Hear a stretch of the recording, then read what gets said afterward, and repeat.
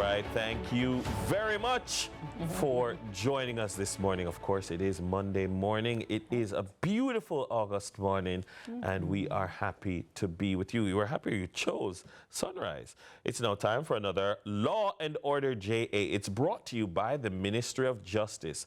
The question presented today reads, I went to court because I've been part of a partner for about a year now. It was my time to receive my partner draw of $50,000, and on collection, it was short by $20,000. The banker asked for some time to pay it. It has been 3 months, and there is no word from the banker. I took the matter to court, and they assigned me to the Petty Sessions Court and indicated that 2 justices of the peace will oversee the matter. Can I really get justice if the JPs are managing the matter and not a judge? Well, quite an interesting one there. We have our very special guest here from the Ministry of Justice. She is the acting manager of the JP and Notary Public Services in the Ministry of Justice, Phyllis Buchanan, and she's here to shed some light and some clarity. So good morning to you, ma'am. Morning, ma'am. How are you? Welcome to Sunrise. How are you? Thank you so much. It's good to be here with you this morning. It's a difference from being in the home, in the living room, and to be in studio with you. It's my esteemed pleasure. Oh, wonderful, wonderful. Always to have you as well. So let's start with the question presented first, and then we can segue into, you know, JPs and who can apply. So based on what this viewer has sent in, what's your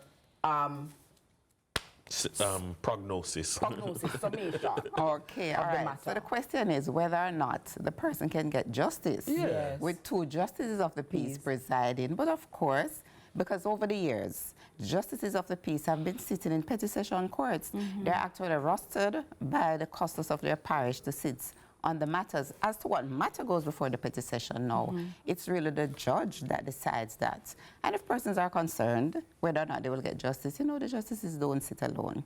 There's always a clerk of courts that give guidance. Right. And justices who sit in the petty sessions, they are trained for that purpose. So you're not just any justice of the peace who's grabbed for that. There are specific justices who do that sort of a thing. You're so correct. They're all trained for that purpose.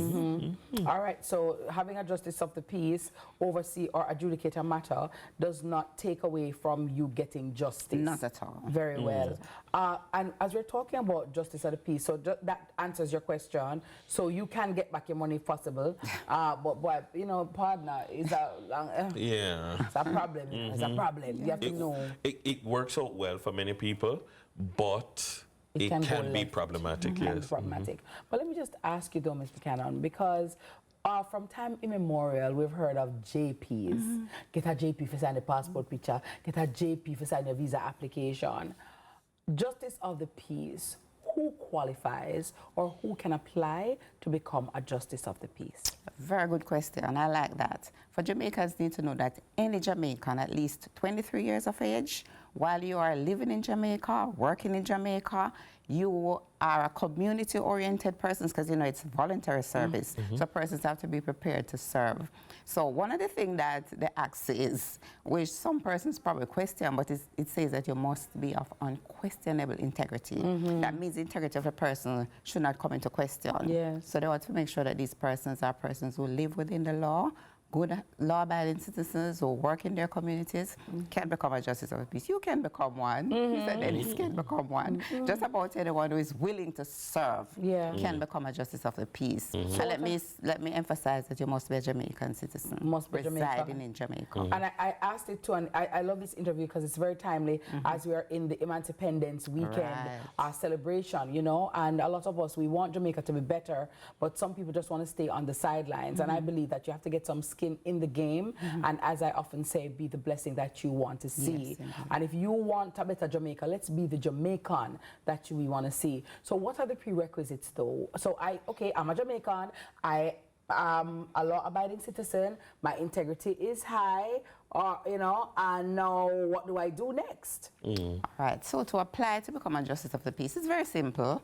The Ministry of Justice has the application forms on our website, and the website is moj.gov.gm. jp.gov.jm. So persons can even go to the website and download the application form, or they can apply to the custos. You do know that there's a custos appointed in each parish to whom the JPs report. So the custos would receive the application. The application consists of a single form that is completed. They ask quite a number of questions that are simple and basic. Persons provide 2 recommendations. The recommendations can come from either Justice of the Peace, a senior police officer, or a minister of religion. And then 2 passport-size pictures, which also to be certified by Justice of the Peace. There we go. Get the JP on the side. Right. So that shows how important JPs are. Yes. Good morning to my sister friend Carol Richardson. I gotta tell you, JP. Yes. They're very proud of it. Yeah. Yes, and the application is submitted to the custos of the parish. There's a committee that meets, they call them the advisory committee. They meet to vet the application forms and to ensure that, you know, everything meets the criteria. And then once the custos is satisfied, well, let me not say the custos, because it's really the advisory committee. And the advisory committee consists of the custos as the chairperson, the senior parish court judge, and the senior police officer responsible for the parish. So these are the persons. There can be other persons that the custos can appoint as approved by the minister, like senior justice of the peace or so. So these are the persons who comprise the committee and vet the applications, and then they make a recommendation to the minister. JPs play a very important role in the dissemination of justice in the society, as you know, people would imagine. Yes. I saw on social media clearly Gen Z person saying, like, in this modern society, why do we still need JPs? Like, why don't we just abolish JPs? As best as you can, why don't we just abolish JPs and just get rid of, like, why do we still need them? And that's a good question. Why do we need them? We just alluded to something a while ago about signing the photograph. You know, for most of us, I don't know, many persons sitting around here listening to us would know that for some reason or other, at some point in your life, you're going to need the service of a justice of the peace, because there are very few things that you can do without somebody signing, and most times they need a JP, for example. And I think, but that's the challenge, that some people would say, oh, in this, maybe before this digital age, you would have needed somebody to vouch for you, but why do you still need? I still think that in society, in a society of human beings, we're not yet a society of robots and computers and AI. We need other humans of good reputation to be able to speak for you. But I think it's even more, JPs are more needed now. Yes. Because in the day of this day and age and dispensation of AI clones, who and do misinformation. I don't know you are who you say you are. Yes. I see you. Am I really seeing you? Yeah, Is that really you? Yeah. You know what This I mean? picture that you produced. Yeah, I don't know. Yeah. I don't know who you are. Mr. Yeah. Come tell me, yes, to touch her, know her, know her 5 years. I know her character. Yeah, and that is why you have a process of producing people whose word you can trust. Right. And what I often say to people who ask the question is, let's look at more industrialized, modernized societies. Are they getting rid of notary publics? No. So why should Jamaica get rid of JPs? I think we need them, as Mrs. Wilkinson said, more than ever before. And they also help with the court system in terms of backlog, because obviously judges can't do everything. Judges can't be everywhere. Lawyers can't do everything. Lawyers can't be everywhere. And there are certain matters that do not need to be adjudicated by a judge of a, you know what I mean? Yes. We can deal with this. Yes. It just needs like a mediation. We just need to talk it out and hash it out. And people who are so you're in the bank of your partner, no need for going forward. Supreme Court and $1 million, 20 grand, hello, because that's court documents, that is printing, that is time, electricity, and so JPs are very important. And you know what else I love? I love the way that you and your team at the ministry are transforming what a JP looks like. Exactly. Growing up, my notion of a JP is old man. You know. I see a you lot of young people young, now. vibrant people serving, and, Yeah.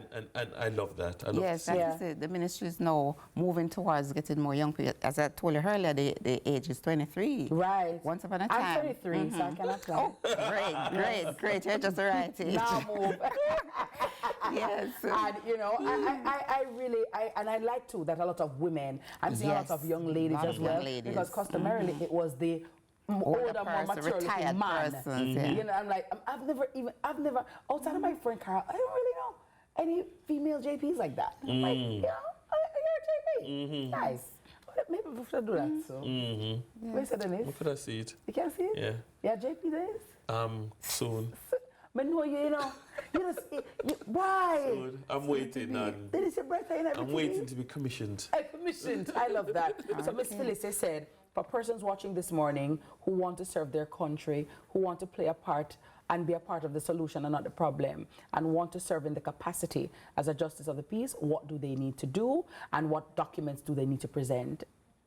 So as I alluded to earlier, in terms of the application process, the recommendations, which goes back to a JP or a police or a minister of religion, the 2 passport-size pictures, and most of the parishes I know now do like an interview. Probably you would have done one. Yes. Right. Okay. So some of, like Kingston and St. Andrew, do an interview for their applicants. I know that some parishes still allow the police to do like background checks. Definitely. Because they want to ensure that these persons are reputable persons. So Absolutely. they still do that.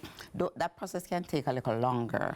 How long does the process normally take, Ms. Phyllis? Wow, well, that's a good question, but there's really not a timeline. Because of right. yeah, but it can take a while to go through the process from parish to Ministry of Justice to GG back to parish. You know the process, man. You could have interviewed him, man.